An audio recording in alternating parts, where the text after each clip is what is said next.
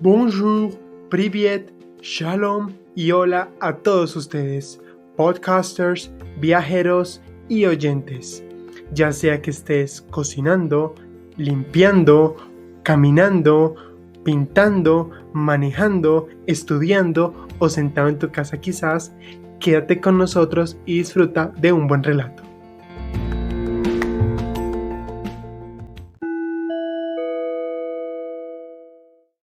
Hola de nuevo a todos ustedes y bienvenidos a este nuevo episodio de Thomas and Trips Podcast, donde lo prometido es deuda y vamos a hablar de Moscú, la capital de la Federación Rusa, la ciudad más grande de Europa y aquella que tiene el tercer metro más grande del mundo. Una ciudad llena de contrastes entre lo pasado y lo moderno, junto con una herencia soviética especial. Más no vamos a pasar antes sin hablar de nuestro objeto o souvenir del día, que para el caso de hoy serán los vestigios soviéticos o souvenirs soviéticos. Cuando hablamos de este tipo de cosas me refiero a aquellos recuerdos que se venden en las tiendas, mercados y casetas, que podemos encontrar objetos como lo son pines que usaban los generales en la antigüedad, en relación a la hoz y el martillo, o sea, el campesinado y la clase obrera, o podían ser también pieles o uniformes que usaban los soldados, de igual manera lo que conocemos como las matrioshkas, pero no en estilo de líderes militares y líderes políticos, como por ejemplo saldrían entonces Zhukov, Stalin, Lenin, Khrushchev y hasta hoy en día Putin. Junto con eso, pósters, camisetas, banderines de la carrera espacial con Yuri Gagarin, Valentina Tereshkova y Laika, por ejemplo, entre otras cosas, como objetos originales y copias. Saldrán entonces banderas de la Unión Soviética, pines y todo tipo de objetos en relevancia al contexto soviético, lo cual está muy relacionado con Moscú.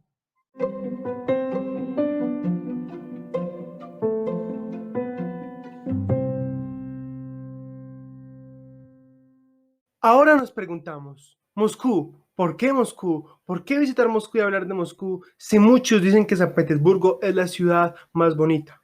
Bueno, para entender Moscú primero tenemos que saber que su nombre proviene de Moscova, el río que atraviesa la ciudad, y que además es antiquísima. Esta ciudad fue fundada en el 1147. Hablamos que en los orígenes de Rusia era en la parte de Ucrania y en el entonces los mongoles llegaron al territorio, lo invadieron, quemaron las aldeas que eran hechas en maderas y los rusos, en vez de reconstruirlas, decidieron moverse al norte y se asentaron allí.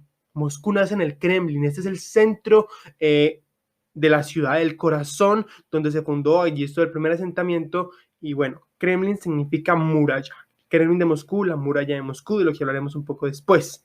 Además, entender que esta es una ciudad llena de parques, de sitios deportivos, de avenidas, de galerías y museos, además de una conservación tanto de la época zarista como de todo lo hecho durante Stalin.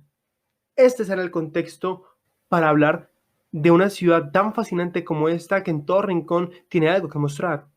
Más, el día de hoy vamos a empezar nuestro recorrido con el Parque Saryadie. Este está en la parte del centro histórico, cerca de Kitiai-Gorod, y nos daremos cuenta que es un parque particular, porque a pesar de que Moscú está lleno de parques enormes por una población como una capital tan metropolita como esta, pues el Parque Saryadie fue construido entre el 2017 y el 2018.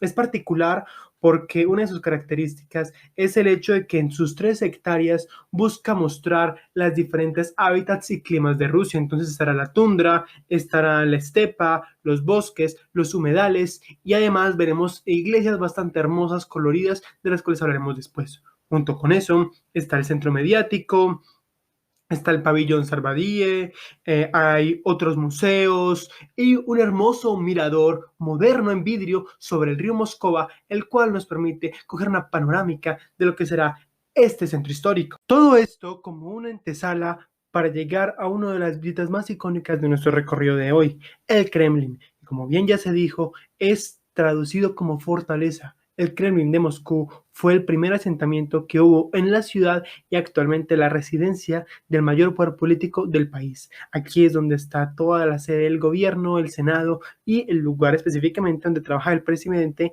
Vladimir Putin. Decimos que tiene una antigüedad, mejor dicho, inmemorable y que además originalmente era en madera. Actualmente la conocemos con su ladrillo rojo, que tampoco era rojo en inicio, se mandó a pintar durante la época de Stalin y que es imponente por sus 18 torres. Uno llega al Kremlin por los jardines de Alejandro.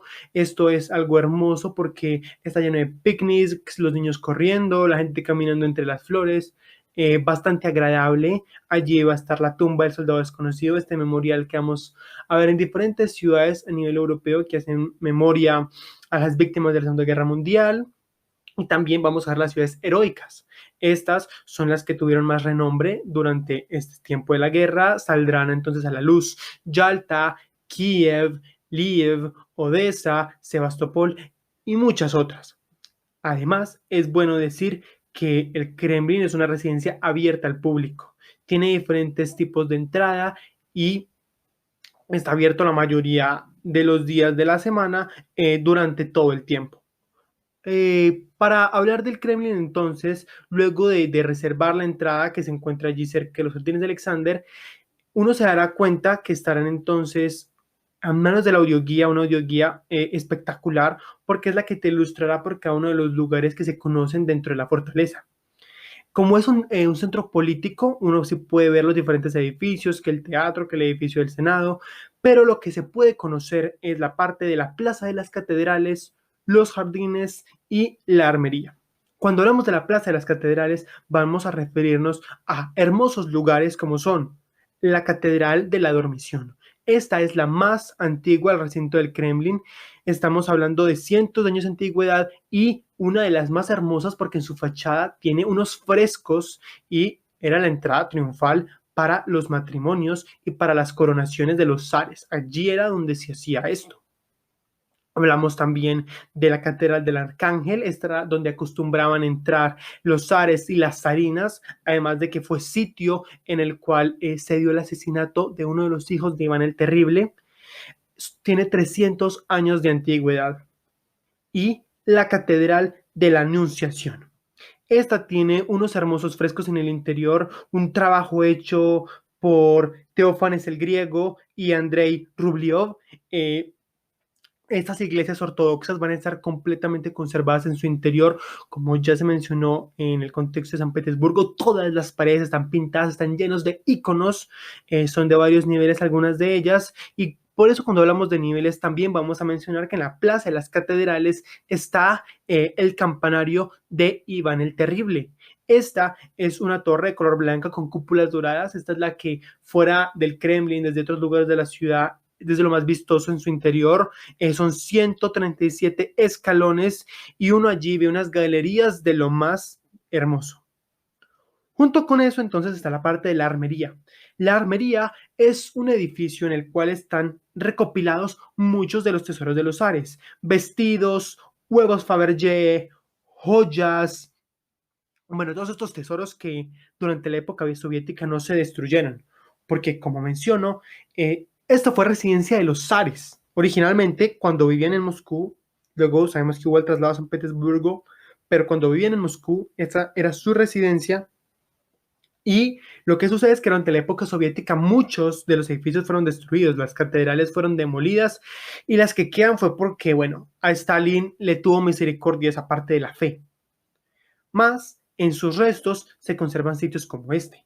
Además, en el Kremlin vamos a encontrar lo que es el cañón más pesado del mundo. Es algo monstruoso en un material que uno se queda impactado. Nunca se usó, era para atemorizar, antes estaba en la Plaza Roja. Y también está la campana más pesada del mundo. En Rusia todo es grande. Esta campana tenía el objetivo de subirse al campanario de Iván el Terrible, pero se quebró y ya solamente está expuesta.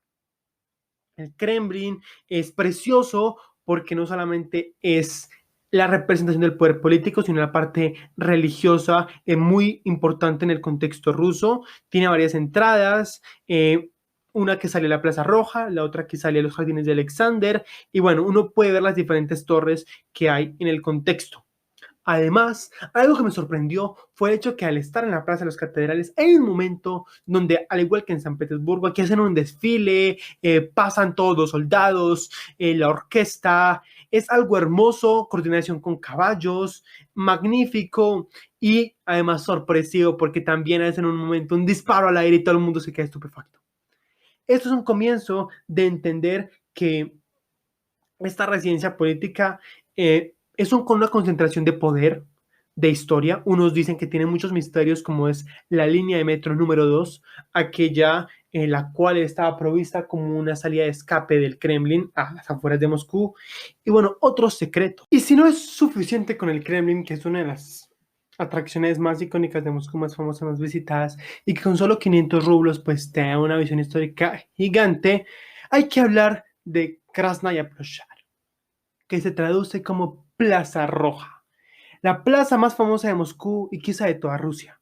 Este lugar, que es enorme, es utilizado para desfiles, para eventos, para fiestas. Precisamente al yo estar en Moscú me topé con la fiesta del libro en la plaza, entonces había estaban todos los estantes con libros en cirílico y bueno, está lleno de estructuras bastante hermosas e icónicas. Vamos a ver algunas de las torres más notables del Kremlin, como la torre Borovitskaya, la torre Nikolskaya, la torre Spasskaya y aún empotrado en la muralla del Kremlin, icónico, imponente, el mausoleo de Lenin. Lenin, del que ya hablamos en San Petersburgo porque marcó esta ciudad también, pues resulta que a la hora de su muerte, en 1924, no fue enterrado. Él deseaba ser enterrado en vida, sí, en Ulyanov, su ciudad natal, pero era un hombre tan famoso, tan icónico, que cambió tanto al país, que la gente se quedó estupefacta y lo embalsamaron. Lo embalsamaron y desde 1924 está allí en la Plaza Roja. Tiene un mausoleo que es de entrada gratuita y la gente va a verlo. Está en una vitrina y allí se ve su rostro, sus manos, todo está petrificado allí. A pesar de que Lenin desde 1922 tuvo una parálisis de toda una mitad del cuerpo, pues la gente igual lo aclamaba tanto que a pesar de ser un símbolo del comunismo, también fue una liberación para Rusia, por lo que se va a encontrar en la Plaza Roja. Fuera de eso, nos vamos a encontrar con el GUM, el centro comercial GUM. Es posible que se estremezca, al menos inicialmente, cuando se dé cuenta que una de las paradas más emblemáticas es en la Plaza Roja este lugar, porque fue construido en 1893, es de la época soviética además, y es una tienda. O sea, de alguna manera también te traduce, te hace sentir en la Europa del Oeste, no como si estuvieras en Rusia. Un viaje por el GUM es una idea particularmente buena porque allí en el invierno entonces uno se va a sentir mucho más acogido por sus corredores, los puentes que tiene y los techos de cristal maravillosos. Está lleno de tiendas, de dulcerías, de algunos de los locales más famosos de la ciudad. Y junto con esto al fondo estará el Museo Estatal de Rusia, que aunque por un lado parece una iglesia, en realidad es el museo de la ciudad. Eh, Tiene dos fachadas, una es por la Plaza Roja y la otra por la Plaza de la Revolución. Tiene una grandeza hermosa, es en ladrillo rojo y techo blanco y en el museo vale la pena también, si hay tiempo, pasar un par de horas para conocer la perspectiva, digamos que tradicional de la fundación de la ciudad. Este lugar es otro de los monumentos más hermosos y que vale la pena un par de tomas con ella. Junto con eso hablaremos de el monumento a Minim y Porsharsky, que no es fácil de ignorar porque es un par de estatuas que rinden homenaje a los príncipes rusos que pusieron fin a la llamada época de los disturbios a mediados del siglo XVI, cuando estábamos en la época de las fuerzas polaco-lituanas que querían invadir Rusia. Pero todo esto es simplemente añadidura y quizá mmm, algo nada comparado con sus catedrales. sus catedrales. Hablaremos de la Catedral de Kazán. Estas diferentes San Petersburgo es de color rosa y verde marino.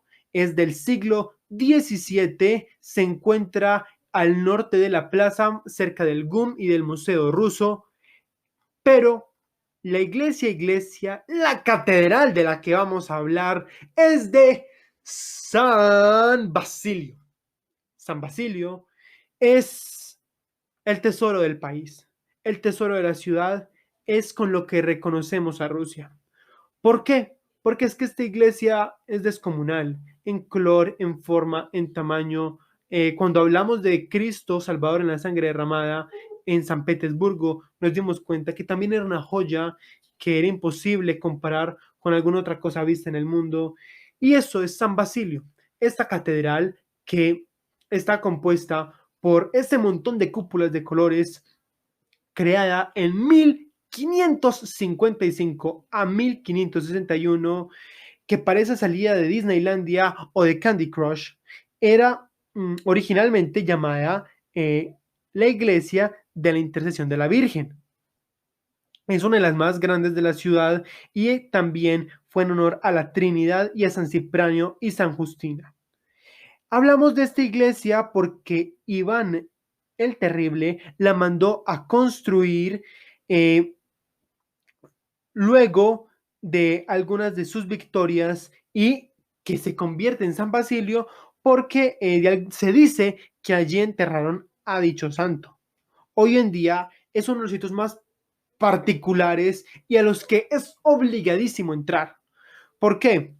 Tiene una entrada de, bueno, es un poco alta, hablamos de 350 a 150 rublos, pero es un laberinto de color y de magia, porque uno entra, tiene 2 niveles, van a haber diferentes maquetas y esta está pintada también por todas partes, por todas partes. Uno sube 2 pisos, ve sus candelabros, ve los iconos, ve las escenas bíblicas. Además hay una parte donde hay un coro ortodoxo que es, wow, fenomenal, porque te muestra un poco de cómo se hacían las liturgias y que junto con Cristo Salvador en San Petersburgo, también durante la época soviética, se convirtió en una panadería. Este lugar es aquel que se roba la magia de la plaza porque definitivamente te hace llorar. Te hace llorar y te sorprende con su color, con su decoro. Los rusos la aman, quizá no en principio, pero hoy en día sí. O sea, sus cúpulas en cebolla son icónicas. O sea, la catedral de Basilio no pudo ser derrumbada durante la Unión Soviética porque, religiosa o no, era un símbolo de la ciudad. Y allí es donde todo viajero que llegue a Moscú tiene que entrar. Y ya luego de haber hablado de la Plaza Roja, este lugar que deja brillantes los ojos, hay que hablar de otro sitio a pocas cuadras del centro histórico y que también deja boquiabierto porque es una iglesia grande, tiene 85 metros de longitud, 85 metros de anchura y 103 metros de altura. Este lugar es gigante, fue diseñado originalmente por Konstantin Thon y tiene un estilo neorruso y neobizantino. Además de ser fascinante en su arquitectura y el estar al lado del río Moscova, conectando con un puente hermosísimo al otro lado de la orilla, dando panorámica fabulosa, este lugar tiene una historia trágica y es porque fue originalmente hecho en la época de 1839 a 1883, pero durante la época soviética, cuando Stalin empezó a arrasar con todo lo de la iglesia, con todos los templos, pues este se fue. Dejaron San Basilio porque era algo que ellos dijeron, no, ¿cómo vamos a tumbar este tesoro que Iván el Terrible le quitó los ojos para que no volvieran a construir otra hermosura así? Por eso lo dejamos, pero este se fue. Y cuando tumban esta iglesia con el objetivo de hacer allí el palacio de los soviets, el rascacielos más grande de Moscú, que nunca se dio, él iba a tener una estatua de Lenin en la punta, pero por falta de presupuesto pues se quedó en veremos. Lo que montaron ahí fue una piscina, una alberca pública, Este tesoro de iglesia quedó como un sitio simplemente para disfrutar del agua durante prácticamente todo el siglo XX. Y lo que pasa es que cuando se acaba entonces la Unión Soviética, el pueblo dice, ni riesgos, la iglesia la volvemos a montar, porque esto es herencia de Bizancio, de Alejandro I, y se necesita en la ciudad. Entonces empiezan a montarla entre 1995 al 2000 y que algo precioso en el adentro, tiene unos frescos gigantes, es descomunal, y allí vale entonces la pena hablar de cómo funciona una iglesia ortodoxa, porque esta es activa, la entrada es gratuita y uno se sorprende, porque a pesar de que no se pueden tomar fotos ni videos en el interior, primero está lleno de frescos, de escenas bíblicas, de los íconos, y es muy particular porque en las iglesias ortodoxas, primero, no hay bancas, todo el mundo es de pie. Segundo, el púlpito no está al fondo como se cree, no está en uno de los costados. Además, el patriarca no se ve, está detrás de unas bambalinas. Cabe decir además que siempre está lleno de velas, candelabros con velas, y que cuando uno entra no se puede retroceder dándole la espalda al púlpito, hay que salir caminando de para atrás. La misa ortodoxa es particular por sus cantos, por la forma y la estructura en la que está todo puesto, el decoro con respecto a las paredes, los candelabros, todo espectacular.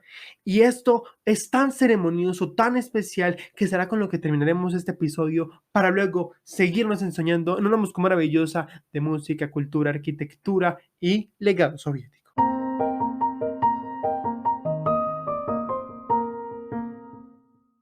Recapitulando, nos quedamos entonces con la histórica Moscú, con la Plaza Roja, que significa Plaza Bonita, con el Kremlin y sus catedrales, y la historia de la fundación de una ciudad como esta, además de entender el contexto soviético y su importancia en la actualidad, la relevancia de las catedrales y las diferentes estructuras, saber que es una ciudad cosmopolita, internacional, monetariamente más importante en el país, y que encima deslumbra por su tamaño y fastuosidad en Thomas and Trips.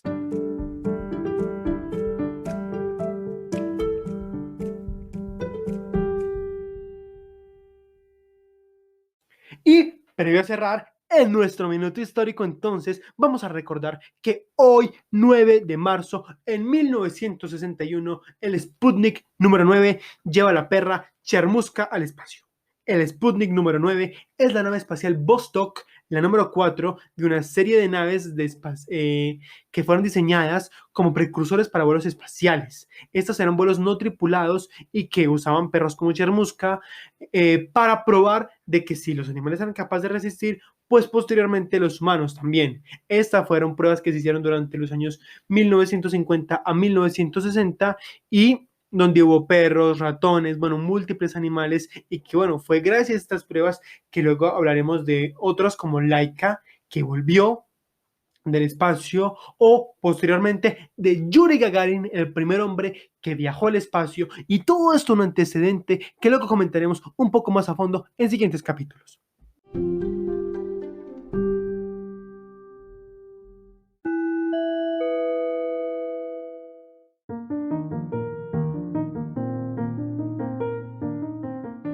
Terminamos con nuestro episodio y quisiera mencionar que aunque no soy un experto, busco poder compartir e impactar desde mi experiencia y mi criterio con los aprendizajes que he adquirido. No se olviden de seguir el podcast y las novedades en Instagram en Thomas and Trips Podcast. Desde allí busco poder compartir frases, datos y dar a conocer nuevo contenido. Si te gustan estos temas, por favor etiquétalo en tus historias y no te olvides de seguir el podcast y suscribirte para no perderte de próximos episodios, sea cual sea la plataforma en la que me oigas. De este modo, es a través del cual me ayudas a crecer, a llegarle a más personas, a ser recomendado y en sí a darle continuidad a este proyecto que de seguro le puede gustar a otros así como a ti. Compártelo con familia, amigos o cualquiera que consideres puede disfrutarlo. Toda recomendación, consejo y corrección es bienvenida. puedes escribirme a través de los mensajes de voz de Anchor, el DM de Instagram o el correo thomasandtripspodcast@gmail.com. Y si también deseas hacer comentarios, patrocinios o algún otro propósito, estoy abierto. En la descripción están todos estos datos y las notas del episodio de hoy para que las cheques y recuerda, nos vemos cada semana.